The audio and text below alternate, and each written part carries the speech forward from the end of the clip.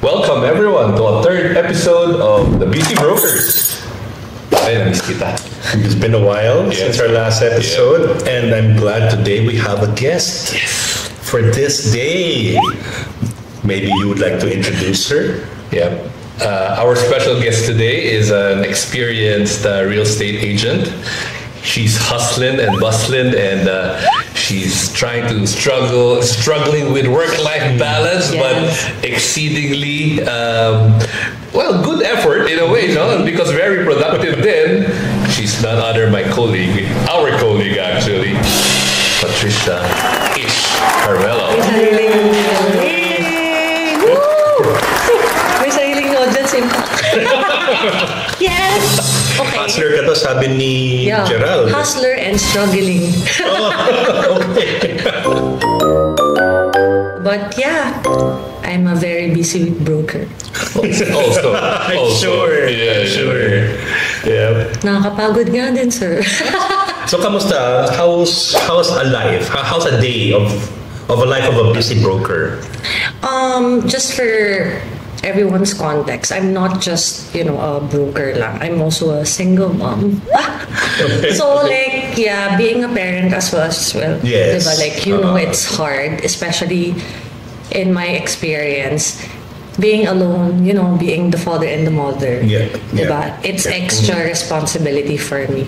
Pero, of course, I like doing my job because any other job that I did before, hindi ako in close to a schedule.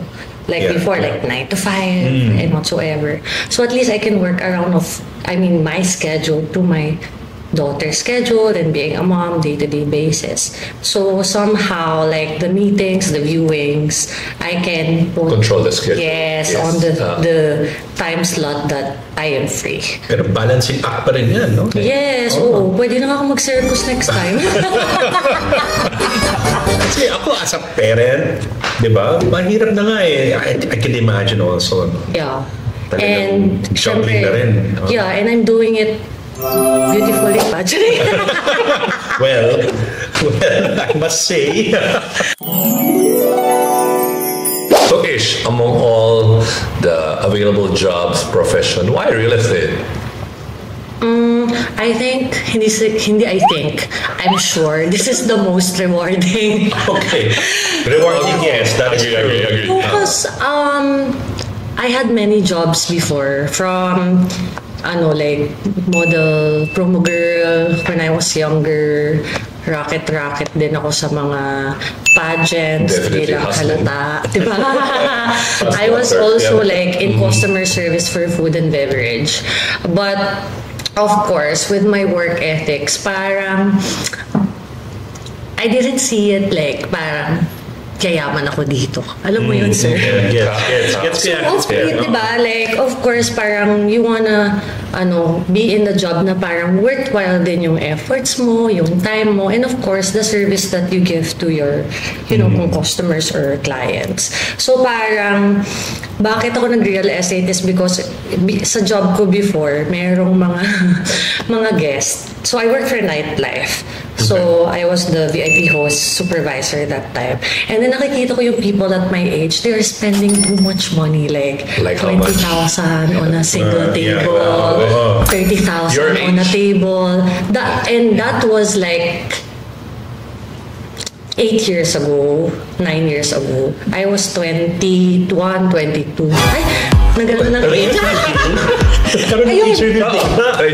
But gets at 21, parang who can spend 25,000 on a table, on liquors, in a day, in a night. Right now, equivalent to how much na yan? I think siguro mga 30, 40. Parang may mga flight control yung mga guests. Malamang, agree.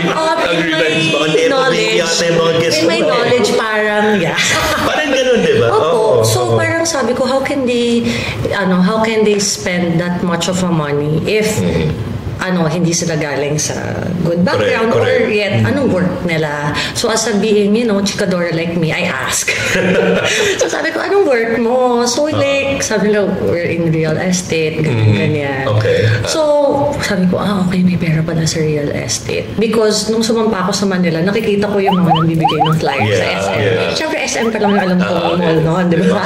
Tapos sinasabi ko, pa-flyering sila. Sabi ko, grabe, yan lang yung ginagawa nila sa work nila. Because I don't know. Diba? Mga SM pa yun. Yeah. Tapos nung nakita ko, may pera pala sa real estate. So next job ko na when I resigned, I think pinakita din sa akin ni Lord yung vision kung saan ako pupunta talaga. Yes. Yung workmate ko in Palace that time, nag-Ayala Land Premier. So that opens the door for me in real estate, and I like it, diba? Because chikadora talaga ako. It's not hard for me to sell. I mean, siguro for the knowledge, I have to work my knowledge for real estate talaga. But talking to people is my strong skills. Ganon talaga. Pero what was the challenge as an agent? Yung starting out, Sir, sa akin two, because of because of my background. Kasi before, I'm only selling bottles of alcohol. And it's easy because you'll give a good time to them. Diba? And it's easy because ano kayo dun friends kayo dun. Pili ka naman na isang bote. Inumin naman natin to. So it's easy. And few thousands lang yun. So mas madali. Yes. Correct. Bilhin. Let go. Ganon. Unlike with real estate, of course, I have to be knowledgeable. I have to equip myself, diba, with the knowledge of the property, the location, what the developer offers, diba. And challenge is, I don't think people sees me as the serious, capable real estate because selling alcohol. Diba? Tapos bigla kang balik na. Diba? Real estate, parang may alam ba to? Alam mo yun? But of course, I think some people, meron nang sabi na parang yung una magtitiwala sa'yo, hindi ka kilala mo. So that's the challenge for me. But didn't took a while. Only 3 months lang naman of doing constant effort for me to get that sale. Yay! Good job. Inano ko na naman yung sarili ko. You have a question, partner? Yung mga previous gigs mo, I'm sure naka-develop ka na rin ng network doon. Did that help you when you transitioned into real estate? For sure, I got networks. Okay. But meron po kasing mga nauna sa akin in real estate doon sa circle. So I that's wouldn't always say, a challenge, no? Yeah. So I wouldn't say parang bread and butter ko sila when I started. Because, yes, I know a lot of people because of my job. Diba? I should know all these people. Pero, hindi ko sila market at that time. Okay. So, what I did is talagang the traditional marketing talaga that I started from, Money to zero, manning, tapos giving out flyers, tapos nagsasaturation ako. Village to village, office to office, ganyan, Makati to Binondo, ganun po talaga. But I give myself, because it's another career for me, diba? I'm just starting. So I give myself like 6 months. Dapat you have to do everything in that 6 months. Pag hindi ka talaga binigyan ni Lord ng sale, this is not for you. So, hindi naman pa ako umabot ng 6 months. So, I'm curious. Ano yung first sale mo? My first sale actually, 2, pero only 1 client. So, I sold actually 3 project. 1 Park Central Towers, reselling pa yun at that time, and Cerrillo 2 lots, and Vermosa 2 lots. So, opo, tama po. Very good yan. Na ano ko yung isang client na yun na talagang bumili siya talaga ng 5 accounts in 1 day. Wow. Yes. And from saturation. In, diba? Yeah, Binondo. Lagi kong sinasabi yun sa mga starting out na So, hindi sila mawawala ng pag-asa na meron pa rin makukuha talaga sa saturation. Because you need to, talaga parang check talaga lahat ng possibilities, because if you will limit yourself na hindi ako para dito, you wouldn't know. Right. So, right. yeah. Ang galing, no? One client. One client. One client Yeah. lang. Alam mo pa, sir, hindi pa nga para sa akin yung client na yun. So, you know Pio, di ba? Pio. So, Pio Yeah, is yeah. from Ayala Land Premier before. I call him GL cause group leader ko siya before in Ayala. Okay. Lagi ko itong sinasabi sa lahat. I think everyone knows about this story. So, si Pio always push us to, okay, ano tayo, saturation tayo, ito yung aanuhin nating project, dito yung location natin, ganyan-ganyan. And at that time, dito kami sa building na to, and then, kunwari, tatlo tayo, tapos si Pio, sasabihin sa'yo, oh, ikaw dito sa door na to, ikaw dito sa door na to, ikaw dito sa door na to. Para lahat have a chance. Yes. So at that time, yung mga kasama ko, mga nahihiya, siguro na-intimidate sila. Ang nakikita lang namin yung door, lumang building. So minsan, pag maganda yung door, nakaka-intimidate. Yeah. Kasi kunwari, glass frosted door, tapos may punch-in na gano'n, yung lock, gano'n, parang mayaman, medyo mga alipusta to. So, ayaw nung mga kasama ko. Sabi nila, sabi ni Pio, katukin mo na. Sabi, ayaw nila, sabi ko kay Pio, ako na lang. Sabi, palaban ng girly. Tapos, ako, and then kumatok kami, nag-doorbell, ang sumagot naman yung secretary. Walang tao. Tapos sabi niya, sige po, chinika ko, bigay niyo na lang po sa boss niyo yung proposal, everything, ganyan-ganyan. Which is 4 days before our Park Central showroom open house. Okay. Tapos Friday, nag-message sila. Sabi nila, ma'am, nakita ko na po ng boss ko yung something. Ganyan-ganyan. Gusto niya po makita yung project. Ito po yung gusto niyang property, which is a lot. Pero sabi ko sa kanya, kailangan ko ng guest. So sabi ko, ma'am, punta po muna kayo dito sa Makati, sa showroom namin. So I can show you all of our offerings. And then, once we choose a property or a lot, samahan ko na po kayo sa Vermosa or Cirilo. Then, Sirs, hindi pa kami nakakaalis. Kumuha na siya ng 3-bedroom sa Park Central. Tapos nag-choose pa siya ng few other lots. Paano mo siya na-entice to go to the open house? Actually, sir, feeling ko meant to be na din. Because, I mean, if I wasn't there at that time, I didn't give anything na para i-call nila ako. And kung hindi rin sila available on that Saturday, wala rin akong benta, to be honest. So, that was my birthday pa. So, like, feeling ko, Happy birthday. thank you so much. So, feeling ko, ano na talaga ni Lord, na parang ko, nakita ko efforts mo and everything. So, binigyan niya ako, hindi lang isa, hindi lang dalawa, multiple. 5 pa. Yeah. Alam mo yun. Kasi medyo nag-ano na rin ako noon I was starting. Sabi ko, para sa akin ba talaga to? As in, wala talaga. And that weekend, parang sabi ko, okay, this career is for you. me. Yeah. Sometimes you need like lang naman resolve para for you to keep on going, diba? So that's the of the Lord na parang sabi niya, okay girl, sabi ni Lord, girl, go ka dyan, gano'n. So ayun po.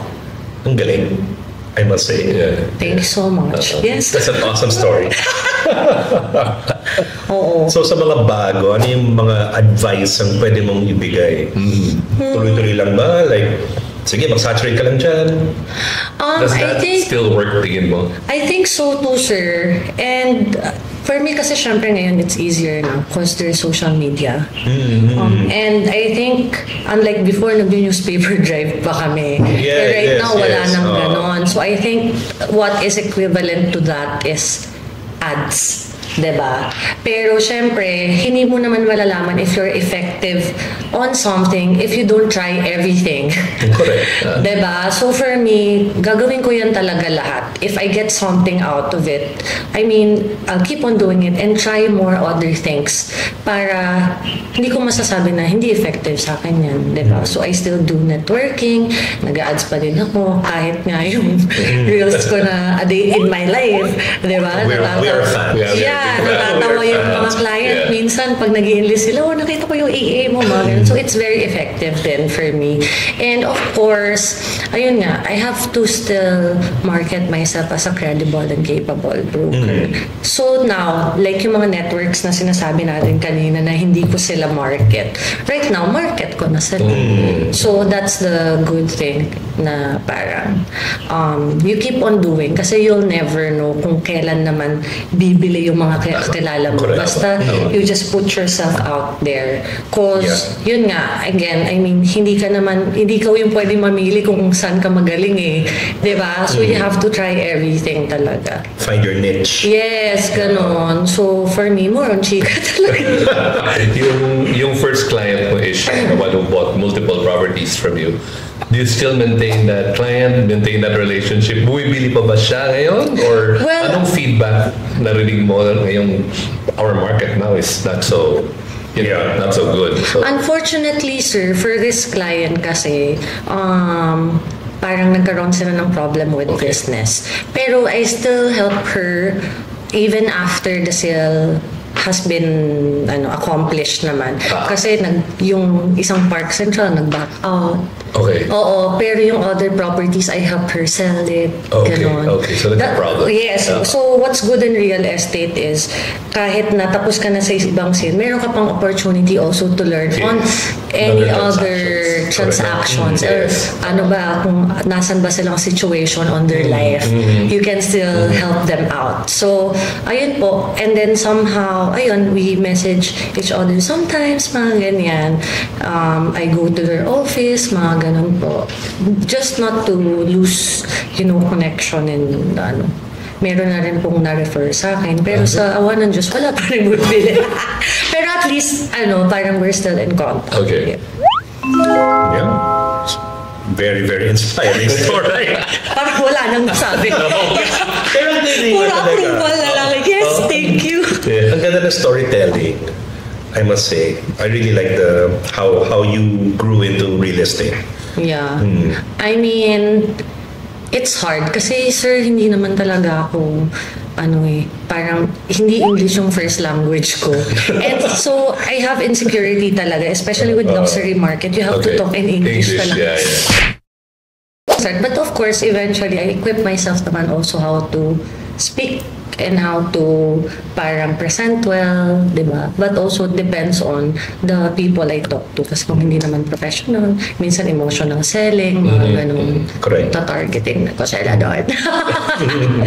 But I'm curious, no? All of us are parents, di ba? Yes. Lalo na si Ish is, di ba, hustling. Yes. Sometimes yung schedule yung maiwasan as a single mom. Have you ever brought Sophia to a meeting or a showing? Sir, every time. Minsan tinatanong na nga siya ng mga kliyente ko kung nasan siya.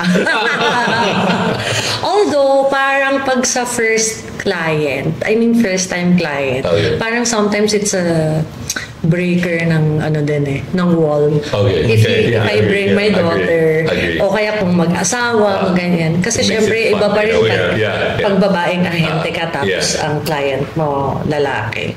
So, sometimes I bring my daughter para meron din kaming grounding, kasi I don't wanna be tagged as, lang naman, broker who sells because, alam mo yun, whatsoever. And of course, sometimes I bring Sophia para din magkaroon ng common ground sa client.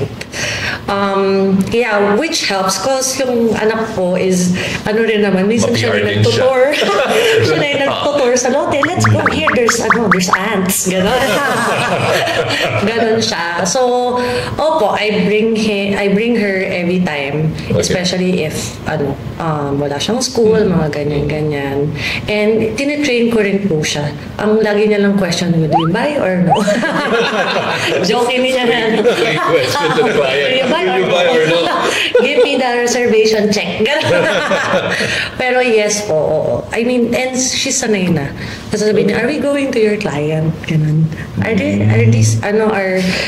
this your clients? Ganon. So, ayun. So, future broker na rin. Yes, of course. Start them young. Yes, start them young. So, yeah. She loves it. Kasi dalawa lang kami sa bahay. So, yung talking to a lot of people and ganyan. Minsan nga may meeting ako, nagsayaw pa siya ng ano eh. Ano yan? Golden. K-pop Demon Hunters. Yeah. Entertainment. Of course, we all know that. Yeah, it's crazy right now. So, ayun, yeah.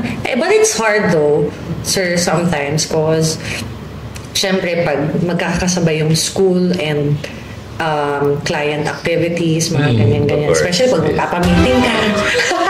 Nasisi pa pala ako. Ikaw pala yun eh. Oo. Pero kaya naman, sir, I would say. Yeah, and I can say like, somehow I'm thriving. Okay. That's good. I learned how to, balance, enjoy being a mom while helping my clients out. So, it's great. Galing. Charing. Galing. Yep. Galing. Thank you so much. Baka bibigyan mo na ako ng award, sir.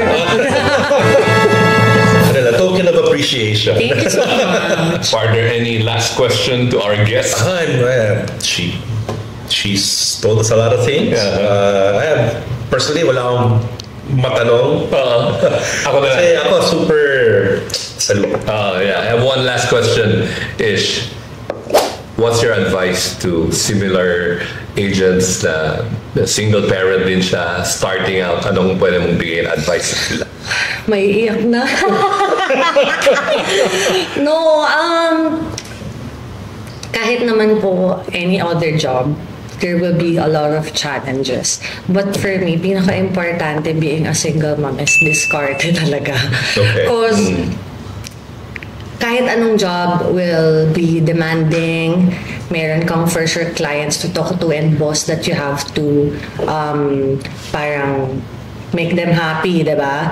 Pero for me, just go lang with the flow and of course always give your best like 100% because minsan kahit as a real estate agent kahit hindi ka magbenta if people see that you are genuine in doing your job and you protect their best interest and you care katulad ng sinasabi ko sa Instagram ko not all people or not all brokers have that so I'm one of those agents na with the heart diba?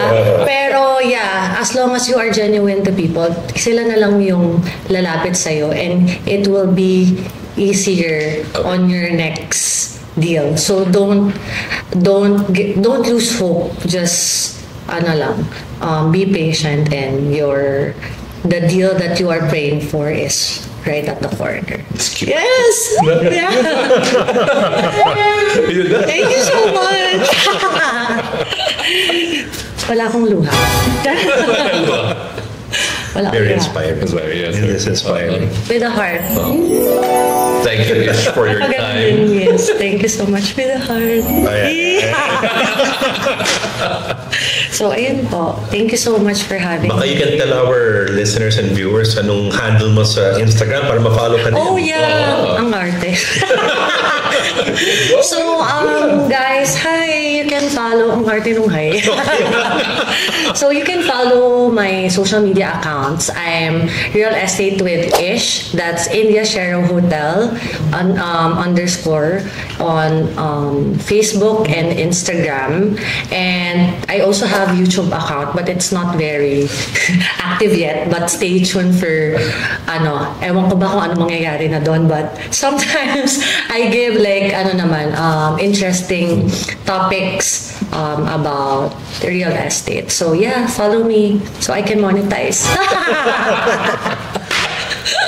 Malaking ano din yan. Hatak din sa Diba? audience yan eh. Diba? Pagbigyan nyo na yung single mom. Yeah, but yeah, thank you so much. Well, thank you for your time and please don't forget to like and subscribe our YouTube and Instagram at The Busy Brokers PH. Thank you. Bye!